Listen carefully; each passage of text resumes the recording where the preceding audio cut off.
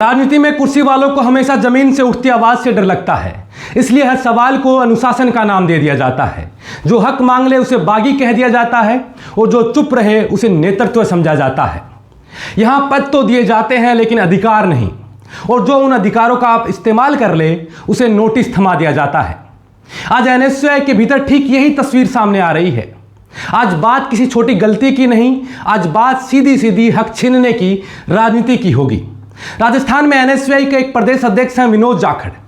ऐसा नेता जो फाइलों में नहीं सड़कों पर दिखता है, छात्रों और युवाओं के मुद्दों पर आंदोलन करता है, नशे के खिलाफ यात्राएं निकालता है और हमेशा धरातल पर सक्रिय रहा। लेकिन सवाल यह है कि जैसे ही यही नेता अपने अधिकार का इस्तेमाल करने लगता है, फैसले लेने लगता है, वैसे ही दिल्ली को परेशानी क्यों होने लगती है। आज एनएसयूआई में कारण बताओ नोटिस की चर्चा खूब हो रही है, लेकिन यह विषय एक नोटिस का नहीं है। यह सिर्फ एक नोटिस की बात नहीं है, यह उस डर की झलक है जो ऊपर बैठी कुर्सियों को जमीनी नेतृत्व से लगता है। जब जमीन से आवाज उठती है तो ऊपर से अनुशासन और नियंत्रण की भाषा शुरू हो जाती है। पूरा मामला समझना जरूरी है। राजस्थान एनएसयूआई के प्रदेश अध्यक्ष विनोद जाखड़ ने अपने अधिकार क्षेत्र में कुछ कार्यकर्ताओं को जिम्मेदारी दी। वही कार्यकर्ता जो संगठन के लिए काम कर रहे थे, जो छात्रों के मुद्दों पर सक्रिय थे, जो धरातल पर दिखाई दे रहे थे। न कोई बाहरी व्यक्ति, न कोई नियमों से बाहर का फैसला। लेकिन यही नियुक्तियां दिल्ली को अखर जाती हैं और फिर राजस्थान नहीं बल्कि दिल्ली से कारण बताओ नोटिस जारी कर दिया जाता है। अब सवाल बिल्कुल साफ है, अगर प्रदेश अध्यक्ष अपनी टीम नहीं चुन सकता, अगर उसे नियुक्ति के लिए दिल्ली से इजाजत लेनी पड़े, तो फिर उसे प्रदेश अध्यक्ष क्यों बनाया जाता है? सिर्फ नाम के लिए, सिर्फ पोस्टर और भाषणों के लिए?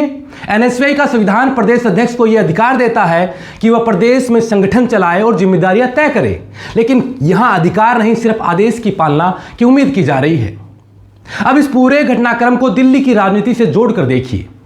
डीयू चुनाव हुए थे, टिकट वितरण को लेकर गंभीर आरोप लगे थे, उन आरोपों पर आज तक कोई स्पष्ट जवाब नहीं आए। पंजाब में एनएसयूआई हारी, उसके बाद दिल्ली हाथ से निकल गई, और अब चर्चा ये है कि राष्ट्रीय अध्यक्ष की कुर्सी खुद खतरे में है। तो क्या ये नोटिस संगठन सुधार का हिस्सा है या फिर अपनी कुर्सी बचाने की बौखलाहट? मामला यहीं खत्म नहीं होता है, क्योंकि विनोद जाखड़ सिर्फ प्रदेश अध्यक्ष नहीं है, वह दलित समुदाय से आने वाला वो नेतृत्व भी है जो काम करता है दलितों के लिए। कांग्रेस के शीर्ष नेता हर मंच पर दलितों की भागीदारी और नेतृत्व देने की बात करते हैं, लेकिन सवाल यह है कि क्या यह भागीदारी सिर्फ दिखाने के लिए है? क्या जिम्मेदारी तो दी जाएगी लेकिन अधिकार नहीं दिए जाएंगे? क्या दलित नेतृत्व का नाम सिर्फ वोट जुटाना, नारे लगाना और मंच सजाना भर रह गया? जैसे ही वह अपने अधिकारों का इस्तेमाल करे तो संगठन खड़ा करने लगे तो उसे कटघरे में खड़ा कर दिया जाए। अगर यही काम किसी और पृष्ठभूमि वाले प्रदेश अध्यक्ष ने किया होता तो क्या यह नोटिस थमाया जाता, या फिर यह महज एक संयोग है कि निशाने पर वही नेता होता जो जमीन से जुड़ा होता और व्यवस्था से सवाल करता?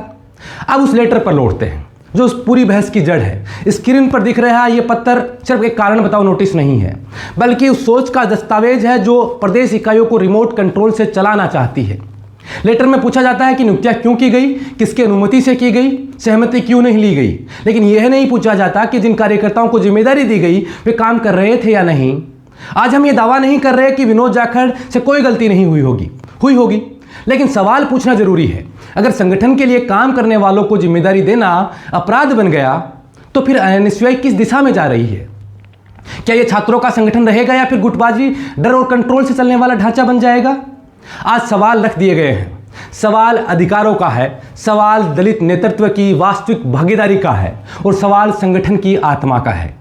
जवाब राजस्थान को नहीं, दिल्ली को देना होगा कि क्या वाकई में विनोद जाखड़ जो धरातल पे काम कर रहे हैं उन लोगों को चुना है, और क्या वाकई में प्रदेश अध्यक्ष रहते हुए पूरे देश में राजस्थान के प्रदेश अध्यक्ष विनोद जाखड़ किस तरीके से काम कर रहे हैं, वो संगठन के लिए फायदे के हैं, या फिर एक दलित नेता होना उनके लिए इतनी बड़ी चुनौती बन गई कि उन्हें बार बार टारगेट किया जाता है, बार बार एक गुटबाजी का शिकार बनाया जाता है, और बार बार संगठन में इस तरीके से तिरस्कार किया जाता है, इस तरीके से दबाया जाता है कि वो प्रदेश अध्यक्ष तो हैं लेकिन वो अपनी जिम्मेदारियों का, अपने कानूनों का, अपने अधिकारों का पालना नहीं कर सकते हैं, उन अधिकारों को जमीन पर उतार नहीं सकते हैं।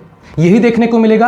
अब तय ये करना होगा कि इस नोटिस के बाद विनोद जाखड़ ने क्या जवाब दिया, जवाब देने के बाद राष्ट्रीय कार्यकारिणी ने क्या तय किया, क्या फैसला आएगा, ये तो भविष्य के गर्त में है। लेकिन इससे ये तो स्पष्ट हो गया कि दिल्ली राजस्थान को रिमोट से चलाना चाहती है। एनएसयूआई दिल्ली राष्ट्रीय कार्यकारिणी वो राजस्थान की कार्यकारिणी को रिमोट कंट्रोल से चलाना चाहती है। वो चाहती है कि जो वो चाहे वही राजस्थान में दिखे, वही धरातल पे हो, उन्हीं के लोग संगठन में काम करें। बाकी धरातल पर जो भी काम करने वाले हैं उन्हें जिम्मेदारी मिले या ना मिले उन्हें कोई फर्क नहीं पड़ता। अब आप लोगों को यह तय करना है कि यहाँ कौन सही है कौन गलत है, और उस फैसले के बाद विनोद जाखड़ का अगला कदम क्या होगा। क्या वो बागी बनकर कोई अलग राह चुनते हैं या संगठन में उच्च स्तर पर कोई बातचीत होगी और उसके बाद कोई नतीजा निकलेगा। बहरहाल इस वीडियो में इतना ही।